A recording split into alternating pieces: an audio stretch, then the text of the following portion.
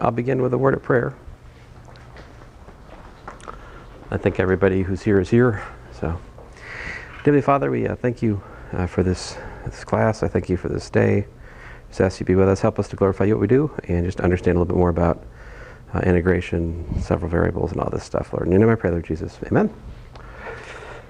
So this problem here, what you want to do is you want to take this and you want to make it something less unpleasant.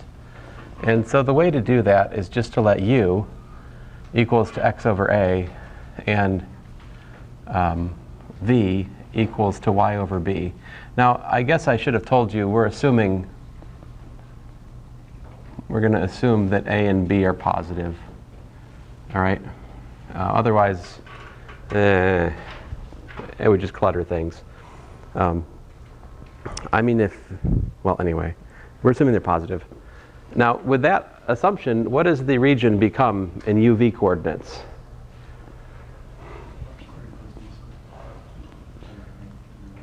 Yeah, u squared plus v squared less than or equal to 1, right? Also known as what? This is the unit disk, right?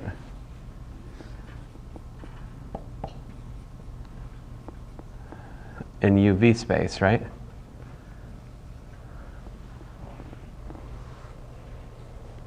All right, so here we go. We've got integral over r of dA, and we will use the change of variables theorem, which says that's the integral over the transformed region, which I'll call S, of, well, the function we're integrating here is 1, right? So that's nothing to do there. But then we're supposed to do partial, x, y, partial uv, take the absolute value of that guy, and integrate over du dv. So how do we calculate the Jacobian determinant here? Well, these equations are pretty easy to solve for x, right? X is equal to au, y is equal to bv, right? So we don't need to use that trick that I did yesterday. We can just calculate the Jacobian determinant directly here. What is it going to be?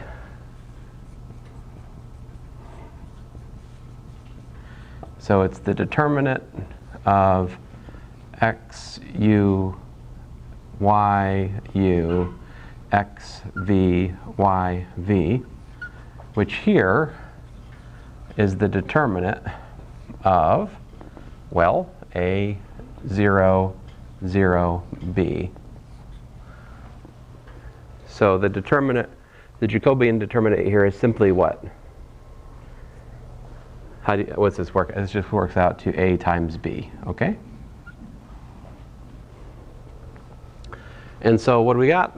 We have the integral, right, over s of a b du dv. How should we do that?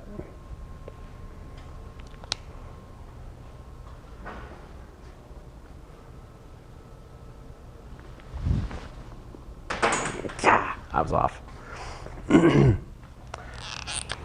Pull out the AB. At some point I'm going to hit Samantha, but at least I said it was going to happen. So she knows to duck. Du dv. Because a and b are constants. What is the integral of du dv over s? What is that? Area of a circle. Right, this is the area of s, right? Which is what? We worked this out last class. Area of a circle, pi r squared, right? What's the radius here?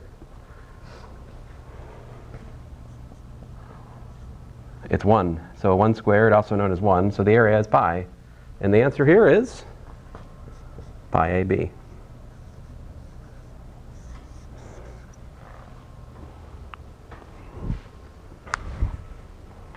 This is one of my favorite examples of change of variables, because it's so nice and simple. And yet, without the change of variables idea, this problem's kind of annoying, as you experienced, right? Well, if you tried. Some of you were checking your phones and stuff, which is Understandable. Not that bad as a trig sub. Oh, it's not that bad a trig sub? Ah, okay. Good. It didn't involve power series though, right? Okay, that's good. Yeah, fair enough. This is the trig substitution that I usually do as well in Calc 2. But I'm trying to sell Calculus 3 right now, so I forget about the whatever. Trig substitution, so hard. We never want to do that again, you know. Like, didn't you just say trig sub was easy in Calc 2? Yeah, I did say that. That's true.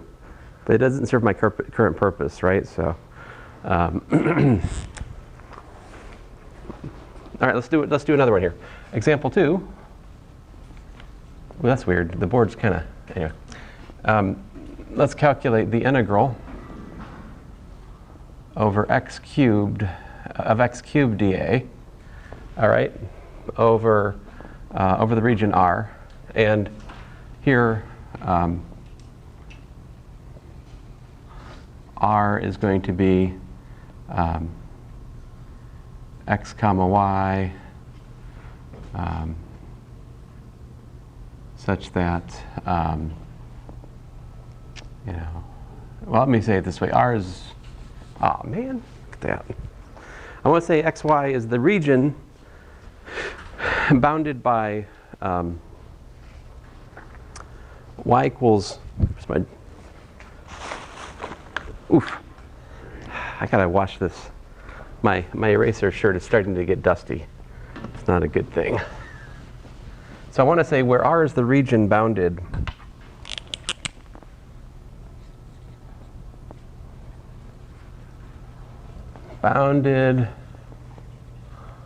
by x squared plus y squared equals to 9, y equals to x, y equals to minus x. Actually, let's make that a, yeah, oh fine, we stick with x. Y equals x, y equals minus x, and y is greater than 0, equal to 0. All right. Now, as soon as you see x squared plus y squared equals to 9, you should realize that if you did this in a Cartesian approach, you'd be up against what? Whether you slice it as like a type 1 or a type 2, any way you go, you're going to have square roots, right? And since trig substitution is impossible, just literally impossible, right? Remember, one of the lessons of Calc 2 was just never do trig substitution ever. Okay, I'm joking. But we don't want to do that. We'd like to find another way. And so the best thing to start with is just to try to understand what is the region we're talking about. So let's do that. So here's x, here's y. The circle, radius 2, that's easy, right? Right, guys? What does that look like?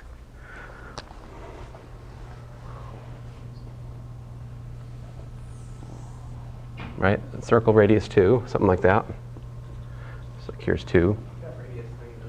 Oh man, what'd I do? Thank you.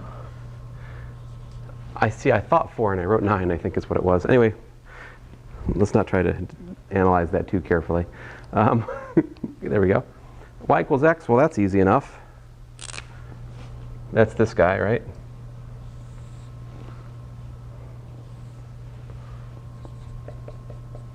Y equals minus x, this guy, right? And then what else do we have? Y greater than or equal to 0. So what are we looking at?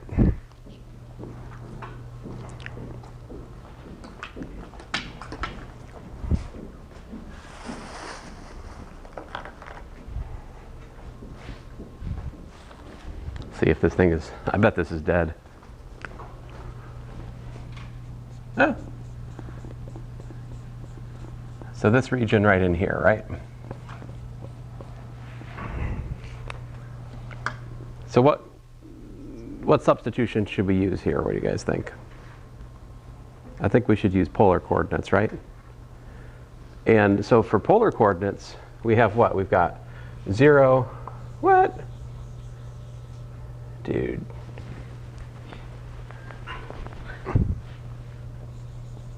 it's dead. Off the corner. It's a bad day for marker throwing. All right, so we have 0 less than or equal to r. What's my radius?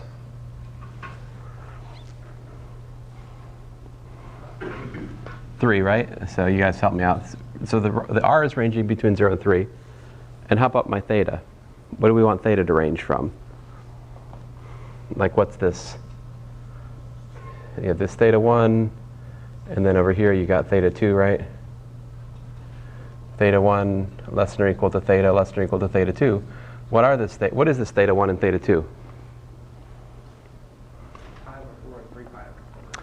I got a pi over 4. Theta 3 pi over 4. All right. So with that, we can calculate the integral. Here we go. Integral of x cubed dA. So we've got integral from 0 to, what was it? 3. Integral from pi over 4 to 3 pi over 4. Now, how did you guys know pi over 4 and 3 pi over 4? Side note, what if instead of y equals x, I had y equals 2x? What would that have changed? Like, what if instead of having x, I had, suppose I'd put 2x there instead? What's that? 3 pi over 8. Is that right? Really? I don't know. I mean, it would be, this much we know. Tangent of theta 3 would be equal to, y over x, which for our line is 2x over x, right? So we would need 2. So like, if that was the case, this angle would have been inverse tangent of 2. What is inverse tangent of 2? Well, is it that? My calculator's not on me.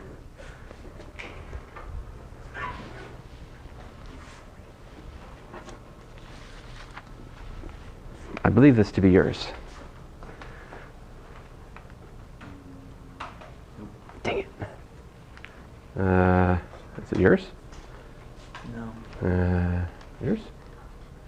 No? I got a schedule sheet, put in the homework. I'll just pass it around. It'll find its owner. Just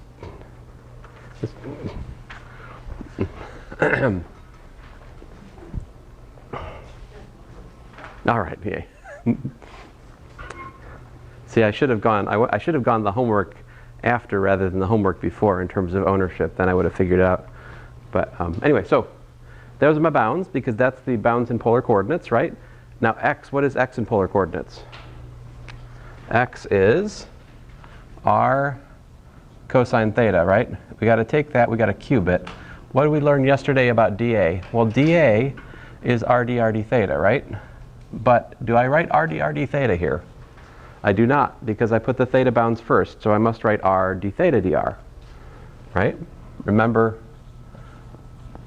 these have to be matching, right?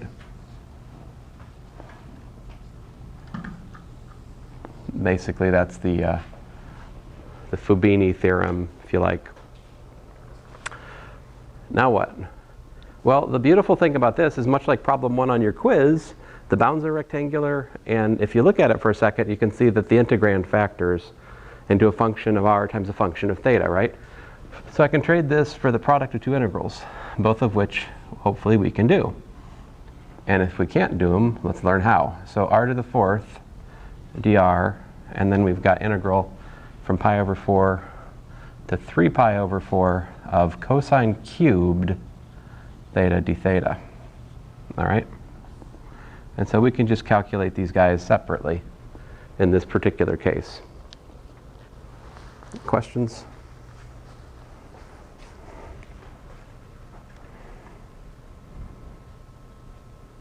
Come on, computer. All right, so the first one I think we can all do, right? What do we get?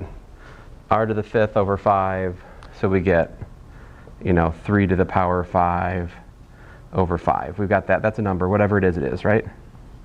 This one, I'm going to put in a step here. We've got integral of pi over 4 to 3 pi over 4 of what? Of 1 minus sine squared theta times cosine theta d theta, right? That's how we do this integral. We want to change it, make a u equals what substitution?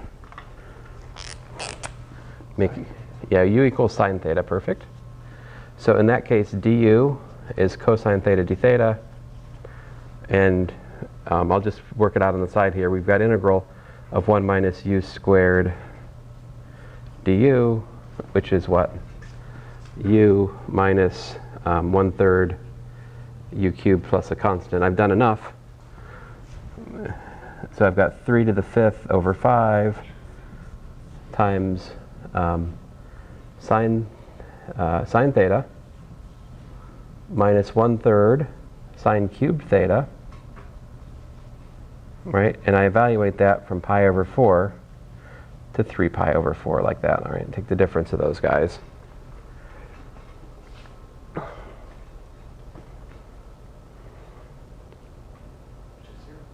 Which is 0, yes. I guess we could have seen that coming, right?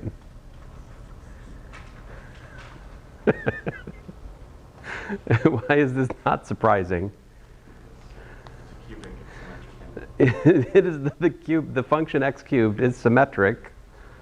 It's symmetric about the interval of integration, right? And it's positive on the right half, and it's negative on the left half, and exactly the same way. So when you add up the values over the whole pi, like that, you get 0. More to the point, sine of pi over 4 and sine of 3 pi over 4, those are equal. They're both 1 over root 2, as you can see from the graph of sine. Right? This is pi over 4, this is 3 pi over 4. Sine is equal on those values. So that's the mechanics of how that went to 0. Now if I had made this a more interesting problem, if I had instead used inverse tangent, if I'd used theta 3 instead for that bound, then we wouldn't have got 0. We'd have got something interesting, right? Well, 0 is interesting. What am I talking about? Did somebody work out inverse tangent 2? What was it? 63 degrees approximately? Yeah, 63.43. Okay, 63.43. Cool. Now, unfortunately, I don't think that is the guesstimate was what?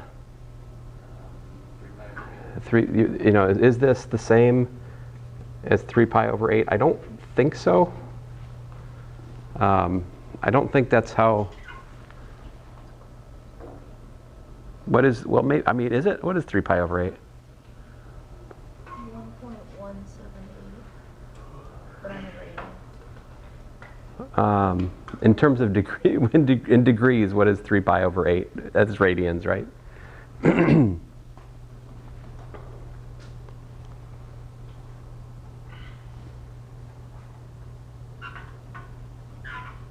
Nobody?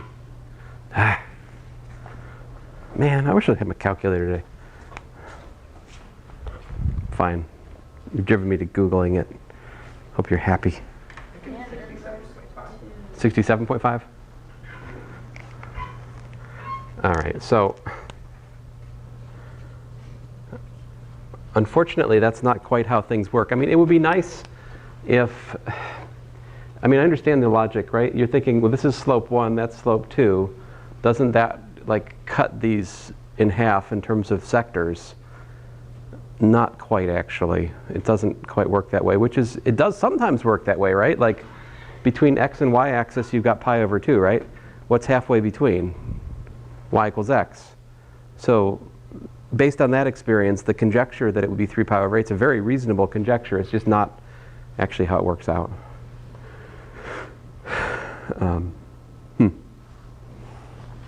It gives me an idea for trigonometry.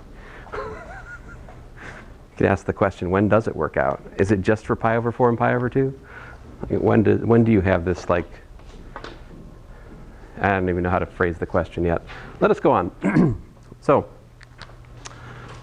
change of variables for 3.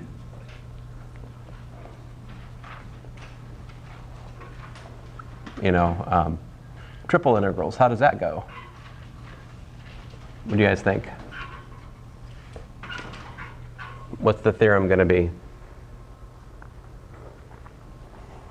If we have the integral over, let's say, r of f of x, y, z, dx, dy, dz. I'm just writing it that way to kind of communicate. I'm setting up the integral in terms of x, y, z coordinates to start with. Like suppose you're given an x, y, z integral, right?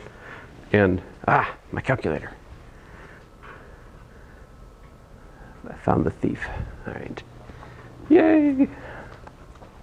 No, I probably won't need it again.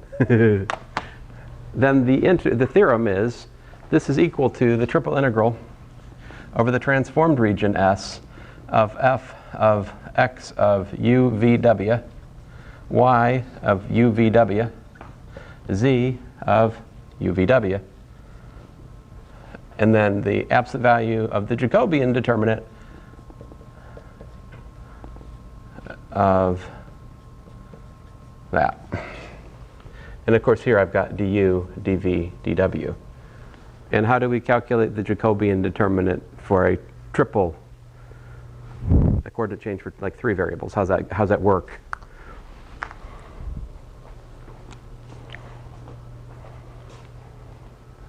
So this is defined to be the following.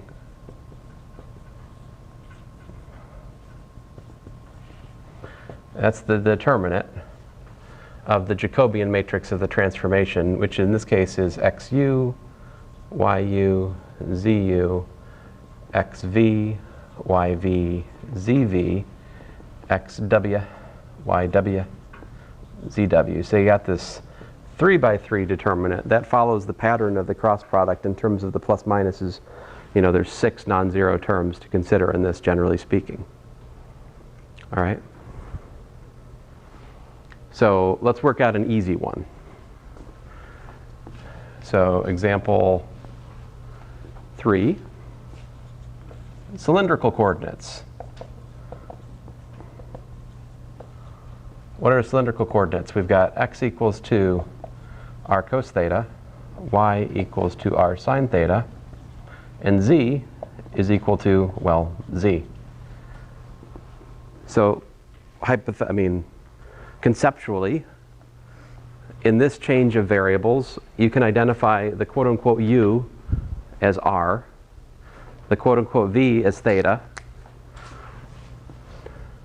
Think of u equals to r, v equals to theta, w equals to z in our thinking. And so the Jacobian determinant here is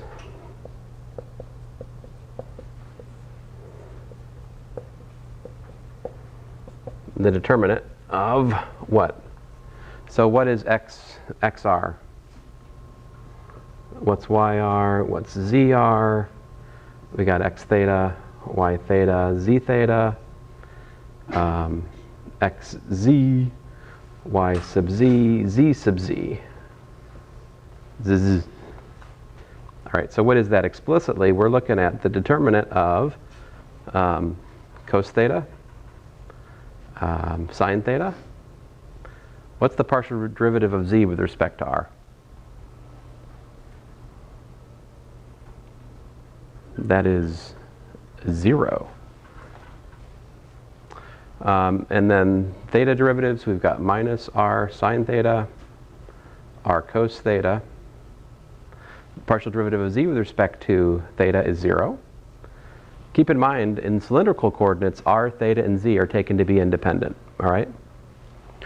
And x sub z is 0, y sub z is 0, z sub z, partial z is 1. And so this works out to, let's see here, we've got cosine theta times,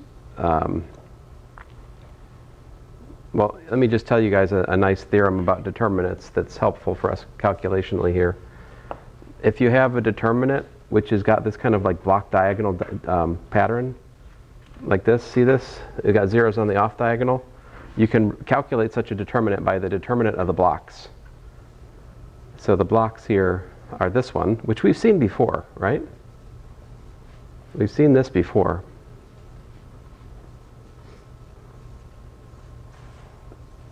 What's the determinant of 1 is kind of stupid. That's just 1. But anyway, this is r cosine squared theta. Minus a minus is a plus. R sine squared theta. All times 1. In short, we get r.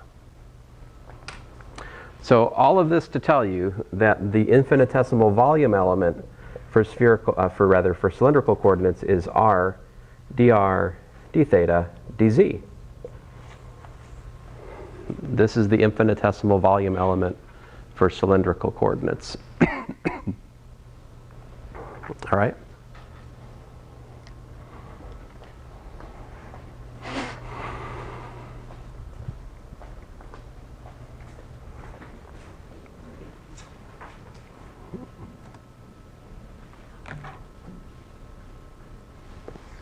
Any questions? Let's take it for a spin. Let's actually put this thing into practice and calculate an integral. All right?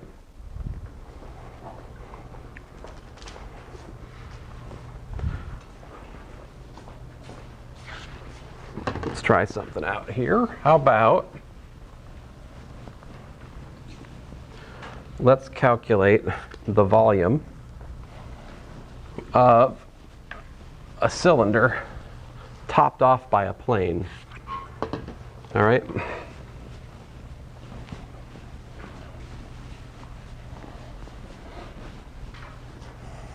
And it's topped off by a plane and it's bottomed out by a paraboloid. So the volume I want to calculate the volume of is something like this.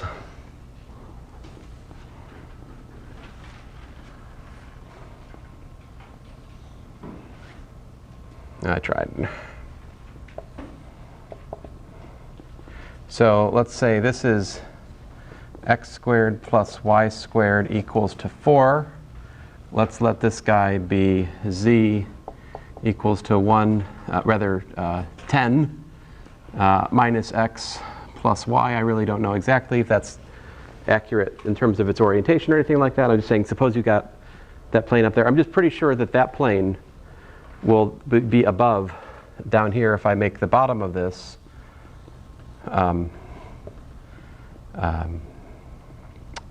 z equals to x squared plus y squared. So it's a paraboloid on the bottom, and then that intersects the cylinder, and then its cylinder's chopped off at the top like that. All right? I want to calculate the volume of this. I need to give this a name. I will call it Bob. Bob.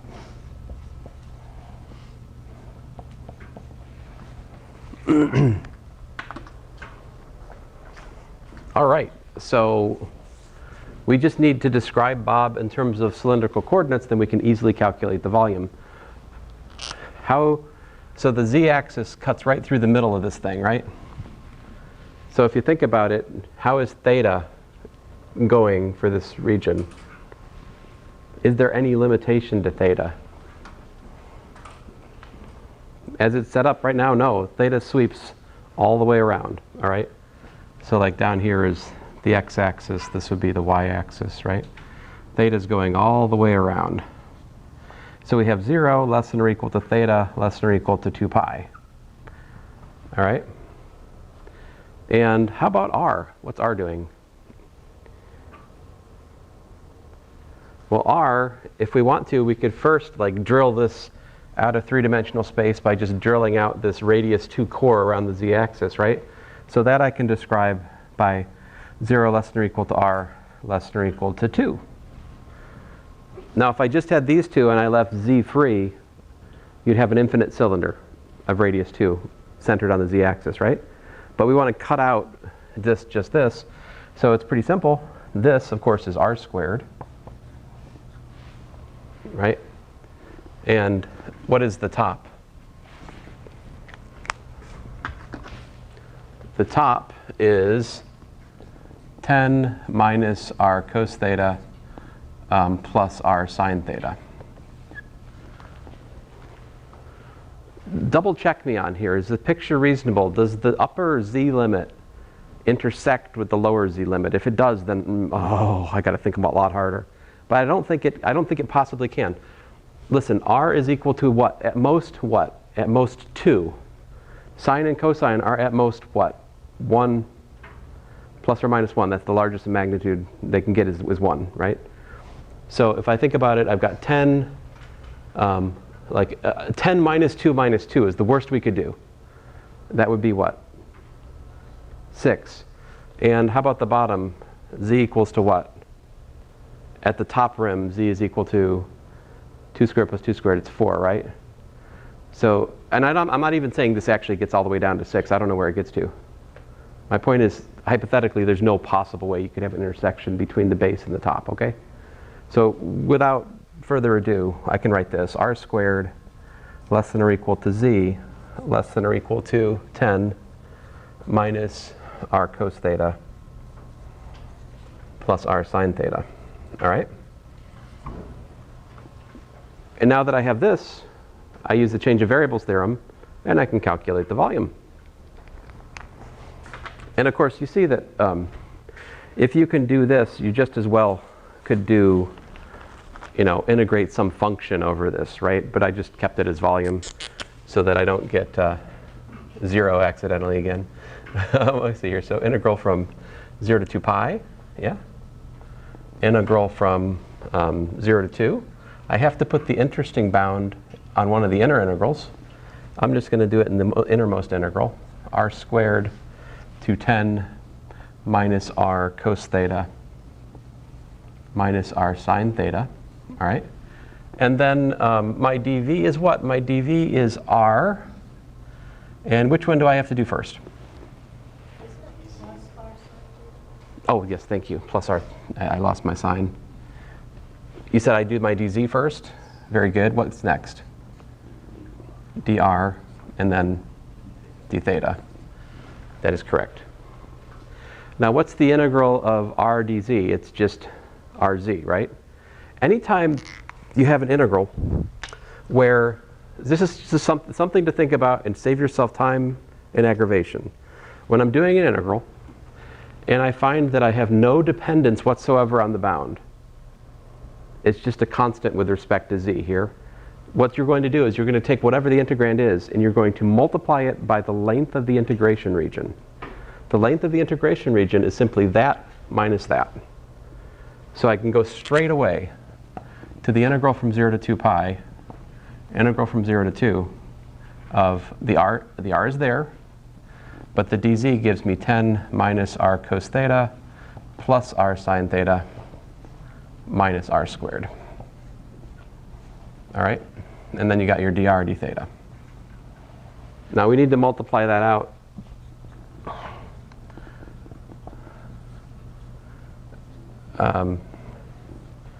Let's see here. So 10r minus r squared cosine theta plus r squared sine theta minus r cubed dr d theta.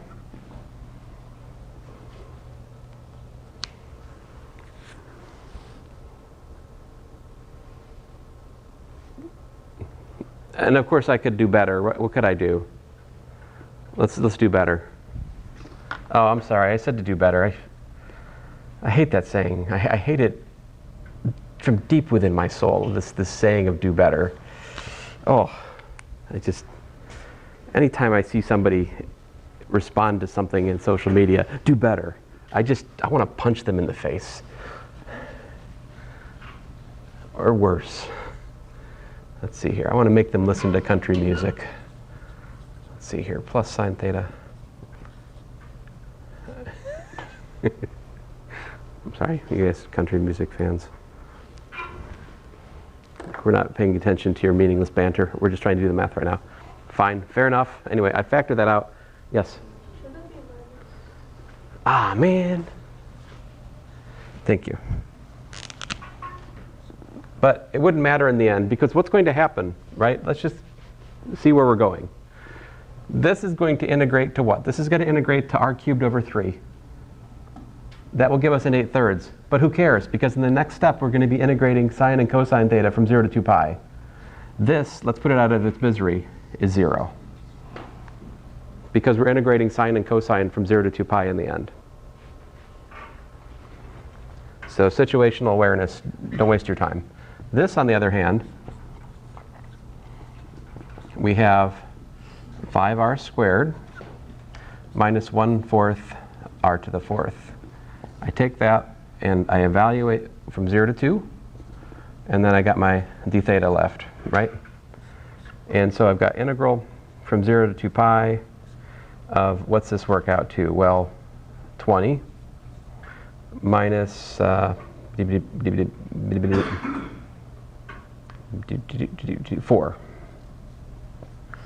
D theta, answer is 16 times 2 pi, also known as 32 pi. Now, you could easily write twice as much as I wrote here and get the same answer. Or you could write twice as much as I wrote here and make a copying mistake in a step and get the wrong answer. So one of my chief vices as a student that it took me a long time to overcome was my desire to write down absolutely every single stupid step, right? But there is a middle ground of thinking through steps and writing them down. Like, I can't answer this for you, what's the right exact setting. You have to know for yourself what's best. You do need to convince the professor you know what you're doing, right? That's part of writing the solution. Who's your audience? Probably me, right? Maybe the grader. So, now, would you like to do that in Cartesians? Nah, no, yeah. So let me just take a second here to look at the geometry of the cylindrical coordinate volume element. What's the geometry? What's it look like? Right?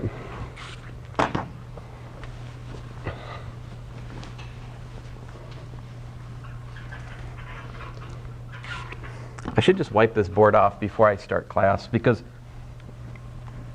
it looks like it's clean, but it's not clean. It's got this like smudgy film on it. All right, so for the cylindrical coordinate element, if we want to look at it, if we take a point, right, we go radially out like this, and then we're basically swinging over like that, and then you can think about going up a bit. If I could, well, I tried. So if I did this right, this would be dr, this would be r d theta, and this would be dz.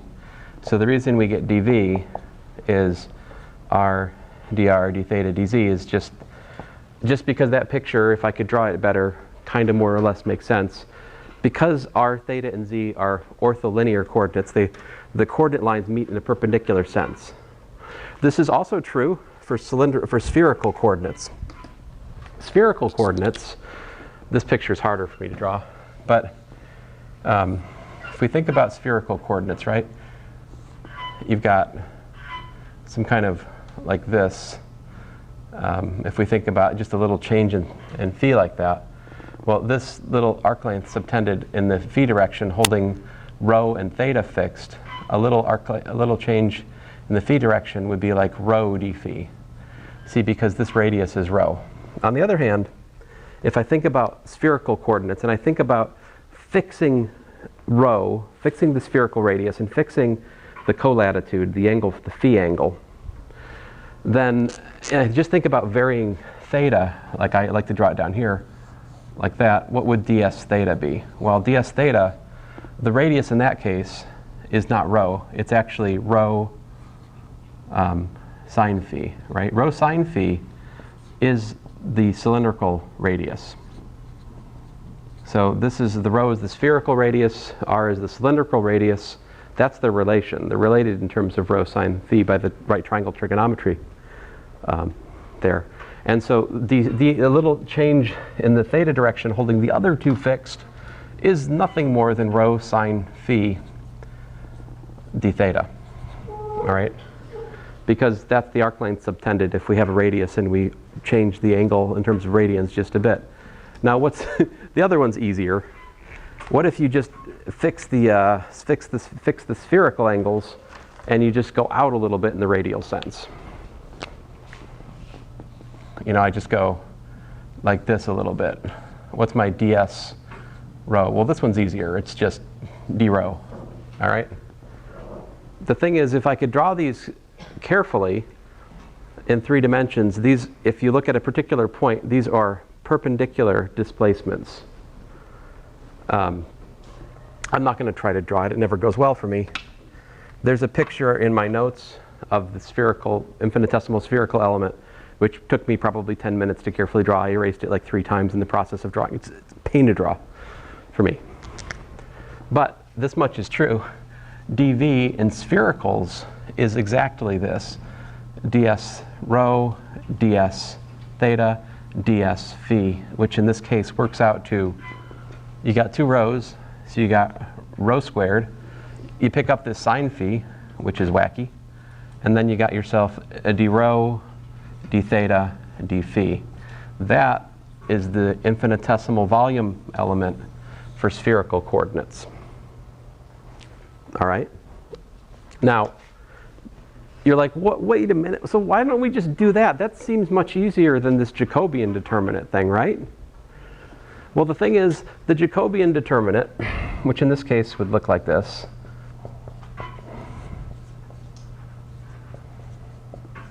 right? It's the determinant of, how's it go? What's my x, y, z here? Remember, x is equal to rho. Is it cosine theta sine phi? Y is equal to rho sine theta sine phi. Z equal to rho cosine the colatitude. And so, you know, it takes me a minute to even write it out. And the calculation of this determinant, it's easy to make a mistake, I'll just say that. It's a pretty good measure for me of how awake I am. If I can calculate this correctly, then it's probably safe for me to continue doing homework. If I can't, I probably need to take a nap. Let's see here, the theta derivatives, minus rho sine theta sine phi, rho cosine theta sine phi, and 0. Yay, finally a 0. So you calculate the determinant of this.